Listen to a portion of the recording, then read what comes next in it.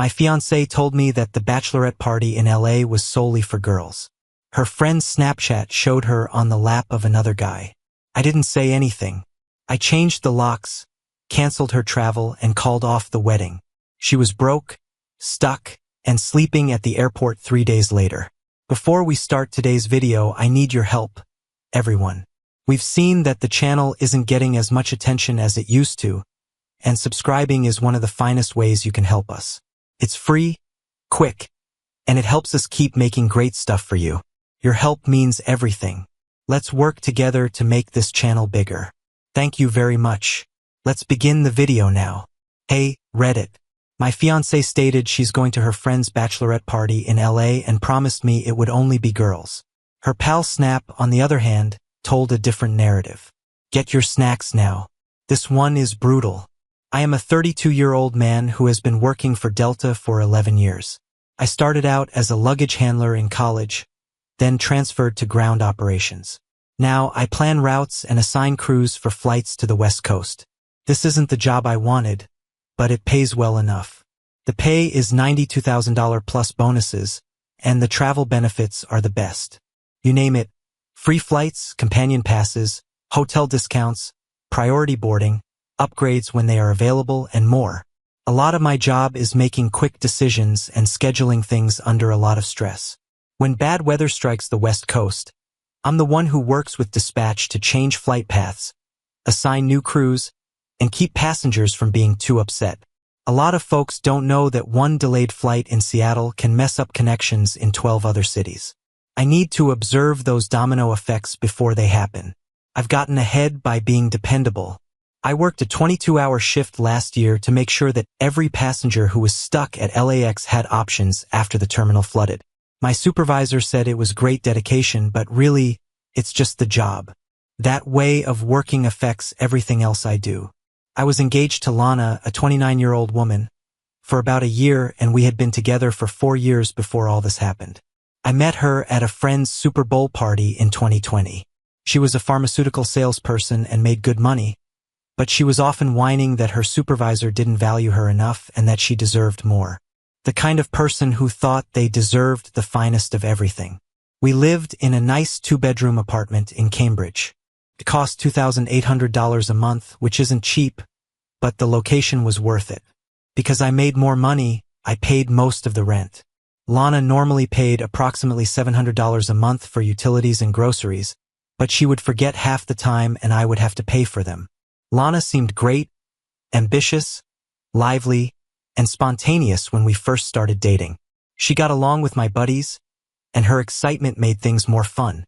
My friend Marcus constantly joked that I had kicked her too far, and I could have believed it, too. I realized how much Lana liked to show off our relationship online as time went on. Not just usual couple activities, but also the perks like the surprise vacations to Vegas, the first-class upgrades, and the unexpected weekend trips to San Diego or Portland that I could only do because of my travel benefits. My employee discount paid for her Instagram, which was practically a travel blog. I paid more for my Delta benefits package so that I could acquire the premium companion passes. It cost me an extra $75 each paycheck, but it meant that Lana could fly first class with me for just the taxes and fees. Now that I think about it, I arranged and generally paid for trips to celebrate the big events in our relationship. My mom never really liked her. She told me once that she was constantly acting and never just being. I thought it was just the typical friction between mother-in-law and son-in-law. My brother Derek, who is 35 and a man, was more forthright. After Lana freaked out about the food choices at our engagement party, he took me aside and asked whether I was sure about everything. He remarked, "She seems like a lot of work, bro." I told him he didn't get her. Isn't that the classic blindness of a guy in love? Sam, a 32-year-old man who has been my best friend since 3rd grade, was even more doubtful. He had been there for every relationship I had ever had, and he never held back when it came to Lana. He informed me after seeing her for the first time that the packaging was nice but the contents were iffy. I laughed it off. For the greater part of 6 years, Sam and I worked on repairing a 1970 Pontiac GTO Judge. We spent weekends in his garage gently bringing it back to life. Lana didn't like such weekends. I called them my escape from being an adult like it was a negative thing. I've wanted that GTO since I was 12 years old. Discovered it decaying in a barn in western Massachusetts. Paid $11,000 for what was basically a rusty shell with a broken engine. Sam learned how to fix cars when he worked at his uncle's garage. And I brought the parts budget and the passion. We'd work on different parts every Saturday for 6 years. Rebuilding the quadrajet carburetor, fixing the bucket seats, and finding original Orbit orange paint. I drive straight from my overnight jobs to Sam's house, fueled only by black coffee and my willpower. Lana never got what was so great about it. She would respond, "It's just going to break down anyway." Or there could have been another vacation we could have gone on. But Sam and I realized that what we were making was more than just a way to get about. It was art made with machines. Lana said last month that her best friend Tori was planning a girls-only bachelorette party weekend in LA for their friend Kelsey, who was getting married in June. Lana had been worried about a work certification test and said she needed a break from being a grown-up. That's why I believed the vacation would be helpful for her. I even utilized my Delta employee discount to buy her a first-class ticket to LAX and surprise her by upgrading her hotel room. It cost me $350 to upgrade her, but I wanted her to feel special. That's what fiancés do, right? I helped Lana pack on Thursday, the day before her vacation. She wouldn't stop talking about spa appointments and a rooftop pool party they had somehow gotten on the list for. When I dropped her at the airport Friday morning, she kissed me goodbye with, "Don't worry. It's just us girls. No guys allowed." Then she laughed like we shared some inside joke. Friday night I was working late, managing a weather delay situation in Seattle that was causing a chain reaction across our network.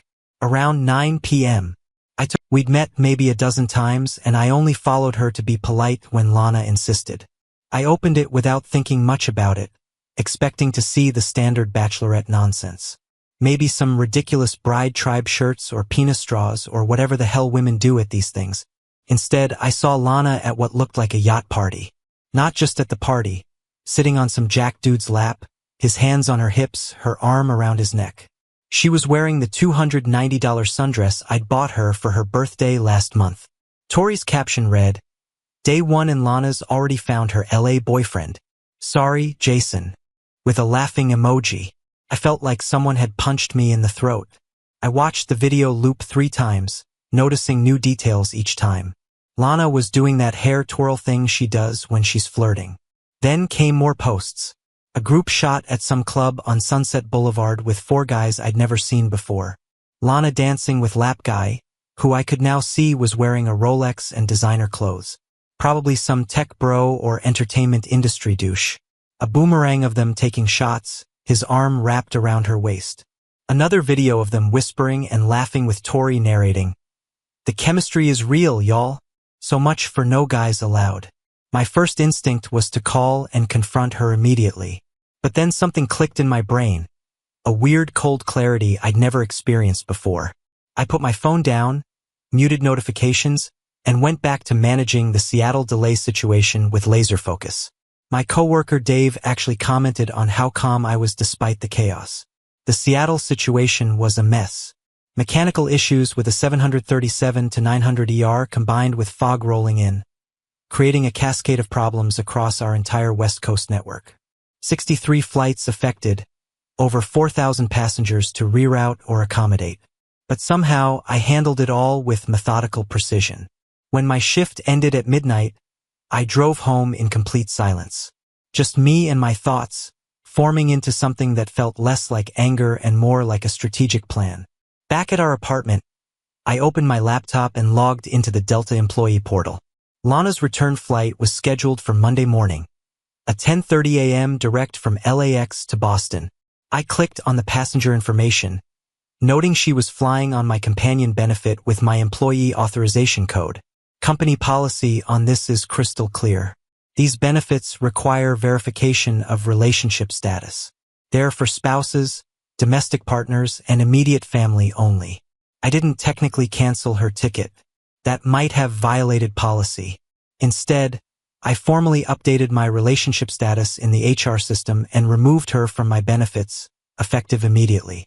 The system would automatically flag her reservation, requiring payment verification at check-in since the companion benefit was now invalid. She'd still have her seat. She'd just need to pay for it. At last-minute pricing, that LAX boss route would cost around $950. This wasn't just about petty revenge. Delta's benefit verification gets audited regularly. Having someone listed who wasn't actually my partner could technically be considered fraud. I was simply updating my personal information to reflect reality. The fact that it would cause her major inconvenience was just a bonus. But that wasn't enough. Lana had screwed me over after 4 years and a $8,700 engagement ring. This deserved something special. I called my friend Ryan, 34 male, who works in IT at the corporate headquarters. We go way back to college, and he owed me big time after I let him use my flight benefits to visit his long-distance girlfriend for a year. Hey man, weird request. You still have access to the reservation system? I asked. Yeah, why? Planning a surprise trip? He laughed. Not exactly. I need a favor, but it stays between us. I explained the situation. Ryan was quiet for a minute. Damn, that's cold from her. What do you need? I need you to flag her profile in the system. Nothing illegal, just make it trigger extra security screening and maybe mark her bags for random inspection. I can do one better, Ryan said. I can add a note that she's been rude to flight staff before. It won't prevent her from flying, but it'll ensure she gets the absolute minimum level of service. Perfect. I said after hanging up with Ryan. I texted Sam. You around tomorrow? Need a hand with something? His reply came seconds later. For you always everything okay? Number but it will be. I'll explain tomorrow. Next, I spent 4 hours cataloging our shared possessions, making detailed notes about what belonged to whom. 4 years together meant a lot of accumulated stuff with blurred ownership lines. I created a detailed spreadsheet categorizing items as mine, hers, or shared with purchase dates and approximate values. This wasn't just being petty. It was protecting myself legally. Massachusetts law treats property division between unmarried couples as a matter of concrete evidence. Whoever can prove they paid for something generally gets to keep it. I packed up all her things, designer clothes, many I'd paid for, into suitcases. Expensive makeup and skincare into boxes. The jewelry I'd given her over 4 years into a secure case, except for the engagement ring, which was legally mine until marriage according to Massachusetts law. Took photos of everything as I packed it, creating a digital inventory with timestamps. Even recorded video as I carefully wrapped her grandmother's china in bubble wrap and placed it securely in storage bins. If she tried to claim I damaged anything, I'd have proof. I found her passport in our safe and took it out. She had a work trip to Toronto scheduled the week after her return. Wouldn't want her to miss that. I didn't hide it, just relocated it to a box that would be hard to find in a hurry. While packing, I found a hidden folder on our shared laptop with screenshots of conversations between Lana and Tori. Apparently, this wasn't the first time she'd gone on a girls' trip that involved other men. There were texts discussing a weekend in Miami 3 months ago where she'd apparently hooked up with a hot Brazilian entrepreneur and plans for this LA trip, specifically mentioning connecting with Chris's friends who would show them a good time. Chris, that must be the lap guy's name. I took screenshots of everything, then called my brother Derek. Told him tomorrow I needed help to move some things to storage. Next, I texted Lana's sister, Melissa, 27, female, who I actually got along with pretty well. Unlike Lana, the spa at the W is amazing. Kelsey says, thanks for the champagne upgrade. We're going to new tonight. Wish you were here. Hugs and kisses. Each message was carefully crafted to maintain the fiction of a girl's only bachelorette weekend. I replied with equally casual messages. Glad you're enjoying it.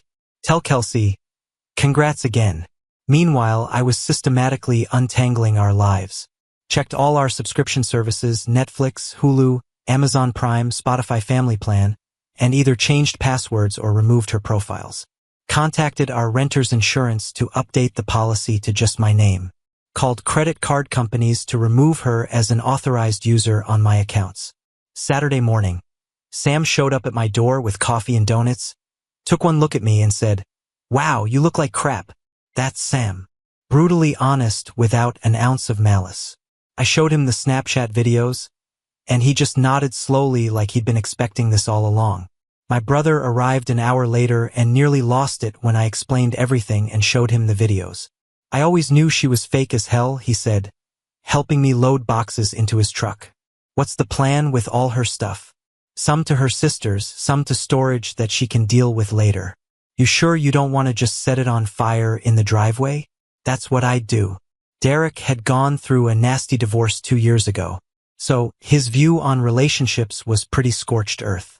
Nah, I'm playing this smart. Smart move, Sam agreed. Less satisfying than a bonfire, but fewer felony charges. Sam helped me dismantle the bed frame and move it to the spare room. Derek and I loaded up his F-150 with the first batch of Lana's things. Took us 3 trips to get everything to the storage unit. By 2:00 p.m., her presence in the apartment was reduced to gaps on shelves and empty hangers in the closet.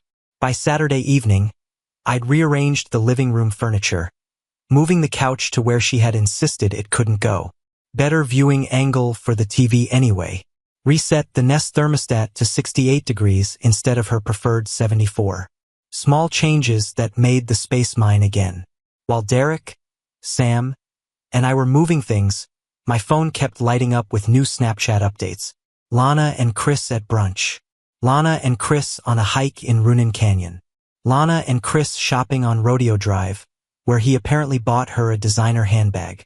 Tori's captions got progressively more explicit about what she thought was happening between them. Guessing she's not thinking about that certification exam anymore, Sam muttered after seeing the latest update. That afternoon, I drove to Melissa's apartment in Somerville with 2 suitcases of Lana's most essential items. When she opened the door, her eyes went wide at the luggage. What's going on? I showed her my phone with the Snapchat stories. She looked sad as she swiped through them. Jesus Christ, she said. What a stupid, selfish beach. That's when I knew I had an ally. There's more, I said, showing her the screenshots I'd found. Melissa looked like she might throw up. The Miami trip? She said that was a work meeting. I told her that she was working on something, but it wasn't drugs. Melissa really did laugh, but then she stopped. Sorry, that's not a joke. I just can't trust her. I'm really sorry, Jason. I told you it wasn't your fault. But I need your help. Can you keep these things for her? On Monday, I'll be changing the locks. She agreed, of course. What else can I do? If she calls you, just act normal and maybe be free on Monday when she gets back. She will need a place to sleep. Melissa said firmly that she made her bed. Or maybe someone else's bed. I gave her an envelope with Lana's passport and a note saying that she had 30 days to pick up her items from storage before I gave them away. I counted the tiny appliances in the kitchen on Saturday night and saw how many she had added. The air fryer and the expensive coffee machine are both gone. The kitchen looked less full but more useful all of a sudden. I developed a list of replacements I would need, basic ones that would work without being pretty on Instagram. I put them in my Amazon cart to buy later. I ordered a pizza, watched a basketball game I didn't care about, and then went to bed early in the guest room. I couldn't bring myself to sleep in our bed yet. It didn't matter anyway. Not much sleep. I got an SMS from an unknown number on Sunday morning. This is Kelsey, the bride from the Bachelorette party. We need to have a chat. I was shocked.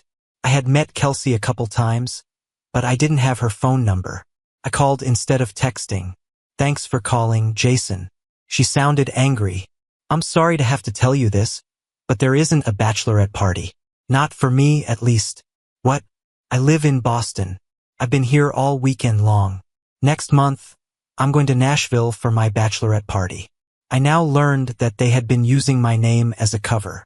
My head was spinning. How did you learn? Rachel, Tori's roommate, is a real friend of mine. She noticed Tori packing and asked her about the weekend of the Bachelorette. Rachel was confused when Tori talked about me because she knew I was home. She rang me. I said I didn't know anything about LA, and she showed me some of the Snapchat posts. I'm angry that they used me as an excuse. So, not only was Lana cheating, but they made up a whole Bachelorette party to cover it up.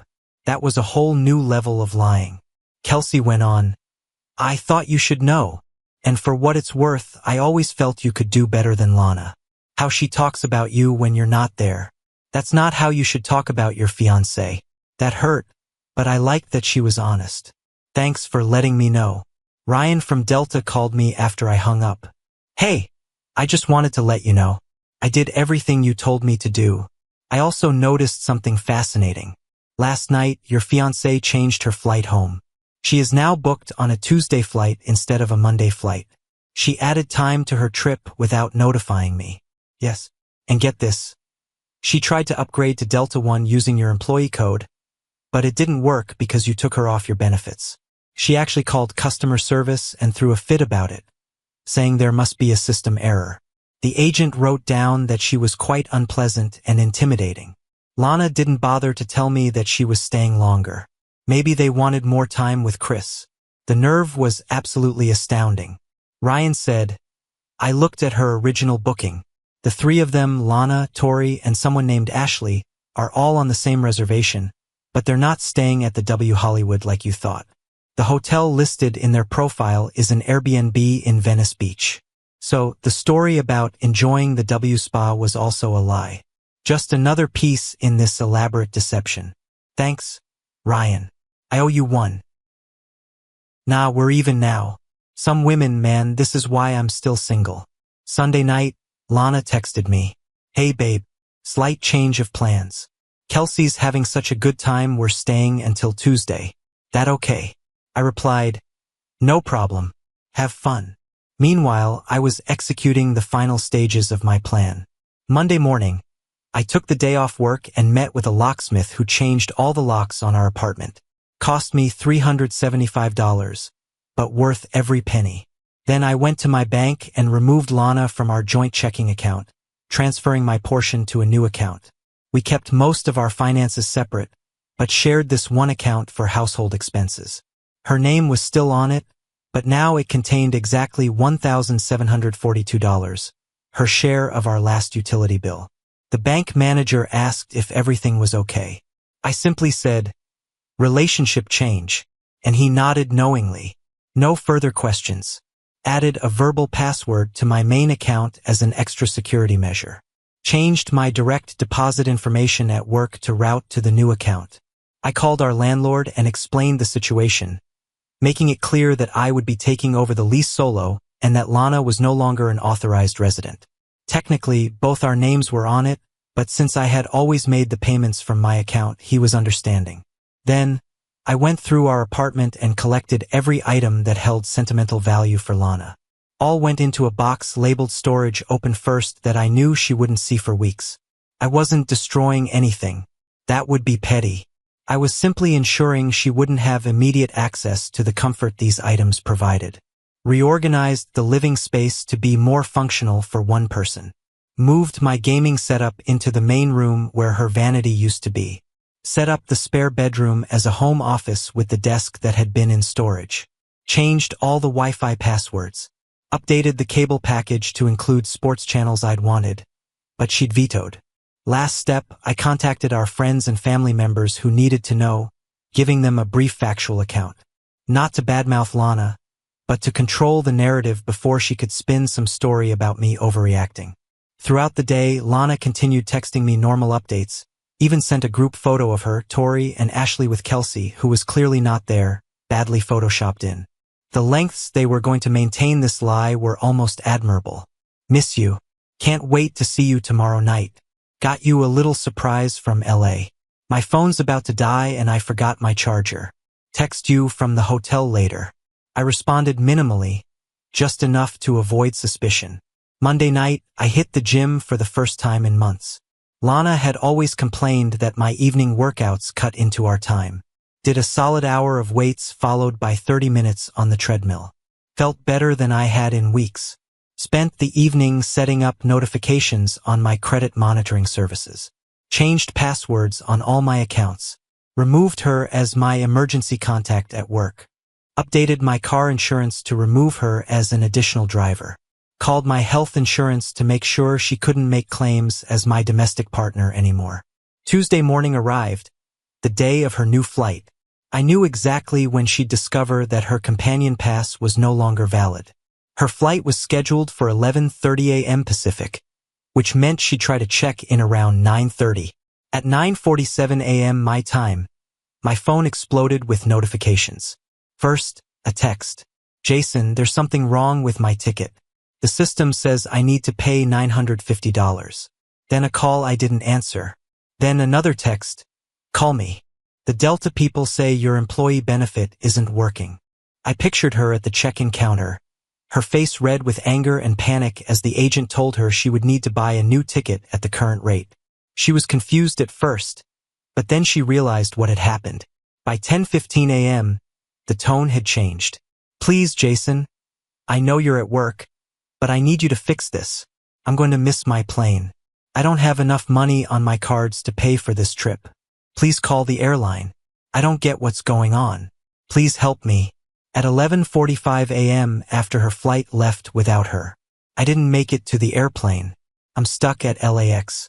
Please respond. The next thing was a call to her sister. I know this happened because Melissa sent me an SMS. Lana just called in a state of utter terror. She says she's stuck in LA and needs money for a flight. I pretended to be dumb. She has no idea what's about to happen. At 2:00 p.m., Lana's texts were urgent. Please, Jason, just tell me if you're angry about something. Please don't leave me alone in another state. I had to book a hotel near the airport for tonight. Cost me all of my available credit. Please call me back. Her companion Tori must have left around 6 p.m. because Lana was now all by herself. Her text grew really worried. I know you know something. I can explain what you think happened. Please just give me a call. I messed up. We need to have a conversation. Don't waste 4 years like this, please. I didn't say anything on the radio. Let her think about it overnight. I texted Sam, it's time for the show. He wrote back, she just found out her return ticket isn't valid. And the Oscar for greatest performance in a fully avoidable disaster goes to went to work as usual. Took care of a small problem with crew scheduling on a trip from Seattle to Denver. I had lunch with my coworkers. I put my phone in my desk. Concentrated on the work. I drove home after work and had dinner while watching ESPN. I started looking at weekend trips I could take with my job benefits. Late May was a fantastic time for San Francisco. Lana was able to book herself a basic economy red-eye that landed in Boston at 5:43 a.m. on Wednesday morning. She sent me her flight information, which is how I know this. She probably wanted me to pick her up. I didn't. Instead, I went to the gym at 5 a.m., worked out for a whole hour, and then went to work early. I told my boss that I would need some time off in the next few weeks to deal with personal issues. He understood. At 6:30 a.m., the security camera I put up on our apartment door showed Lana trying her key and appearing bewildered when it didn't work. She rang the doorbell over and over, then hit the door with her fists. She gave up after about 10 minutes and contacted someone, possibly an Uber. Melissa texted me at 7:15 a.m. She just came over to my apartment and looked terrible. I gave her your note and the passport. Things are about to get bad. Lana's calls and texts started coming in like crazy on my phone. Are you kidding me? You looked through my computer. You shouldn't have looked at my private messages. If you think those Snapchats meant anything, you're crazy. We were just having a good time. You can't just kick me out of my house. I also have a lease. Where the hell is all my stuff? I finally sent one text back.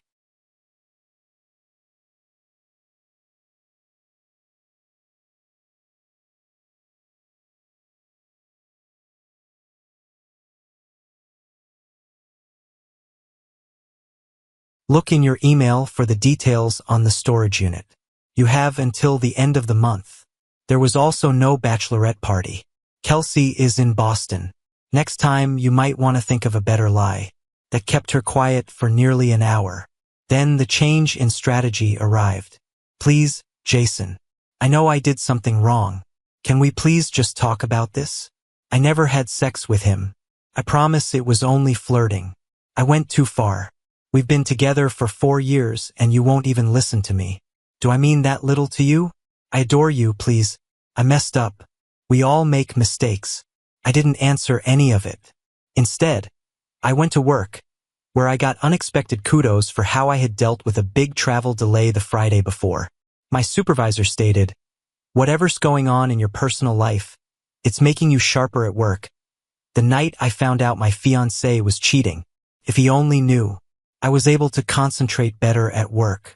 No more checking in with Lana every few hours. I won't have to change my plans to fit hers anymore. Just focus on the things you need to do. Lana's sister got involved again in the afternoon. She sent me a text. Lana is a total mess. She told me everything. This guy Chris is apparently a mid-level producer who offered to help her find a job in pharmaceutical sales for movies or something like that. At first, they said it was just networking, but sentiments grew. My sister is such an idiot. I went to Sam's house on Wednesday night with a case of soda and some pizza. We spent a few hours fixing the GTO's electrical system, which had been giving us problems for months. The methodical work was just what I needed. "How are you doing?" Sam said as he crimped a connector. I said, "Better than I thought. Feels like I'm in a strange place of clarity." He warned that it would pass. "But when you're angry, come here and work on the car instead of doing something dumb." That night, a few of her pals tried to call, possibly because Lana told them to. I didn't respond any of them. Lana came to my work on Thursday morning. Security called to warn me, and I told them not to let her in. They said they would contact the police since she made such a scene. I went to a nearby department store after work and got new bedding for the master bedroom. No fancy cushions or matching curtains are needed, just plain navy blue. That night, I finally got my own bed back. Slept like a log. By Thursday night, the begging had gotten much worse. "Jason, I can't afford the motel for much longer. I have all my things in storage. I don't have anything. I didn't even sleep with him. We only kissed a bit. That's all." This was different from what she told her sister.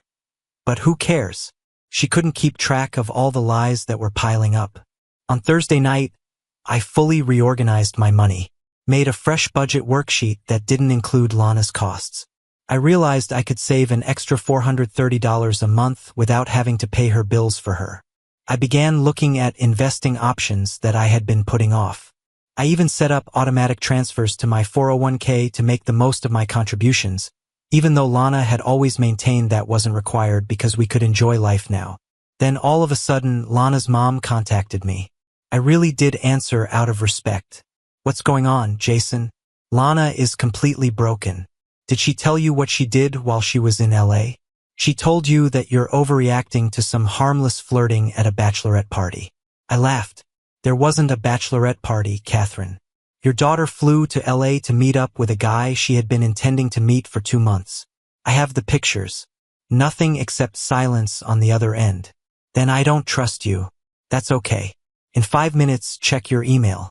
I spent Friday night upgrading my LinkedIn page and CV, which I hadn't done in years. Found 3 job openings at different airlines with stronger management structures that looked potential. I sent in applications to all 3. I didn't want to leave Delta right away, but having options is never a bad thing. It seemed that Lana had ran out of money and options by Friday night. Her final text to me read, "I'm staying at Mom's for now. I'll contact you about getting my things from storage when I figure things out. I know you hate me right now, and you have every right to." What I did was unforgivable.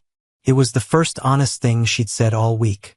The next day, I finally got around to canceling our wedding venue and photographer. Lost the deposits, of course. $3,500 down the drain.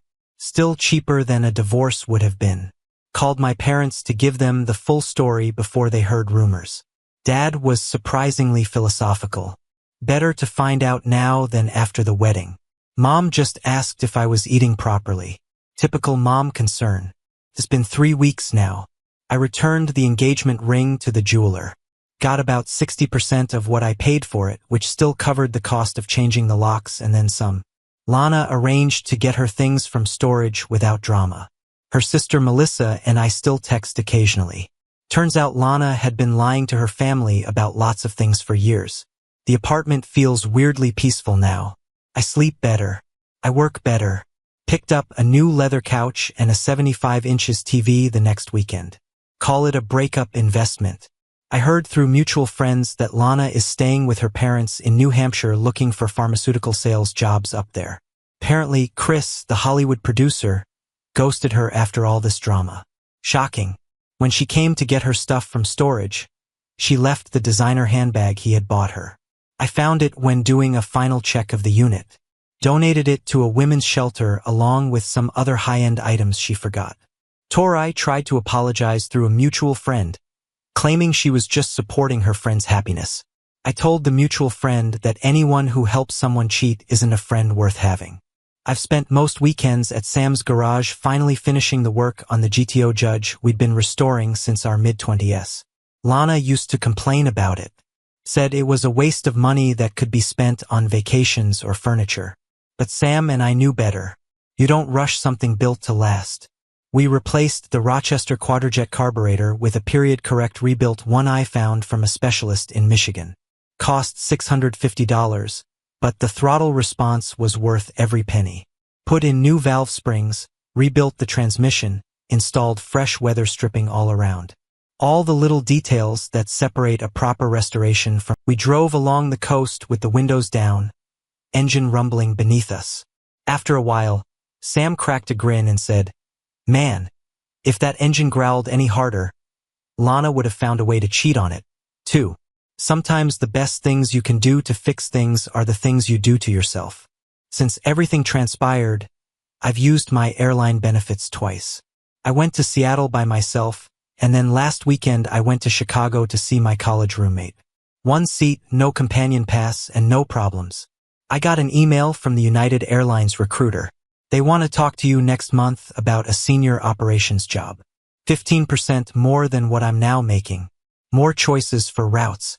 Could be the new beginning I need. Sometimes the best way to get back at someone isn't to yell at them or have a big ending. It's leaving so silently that they have to sit alone with what they broke. She lost the easy life she took for granted because she couldn't keep her word or her legs closed.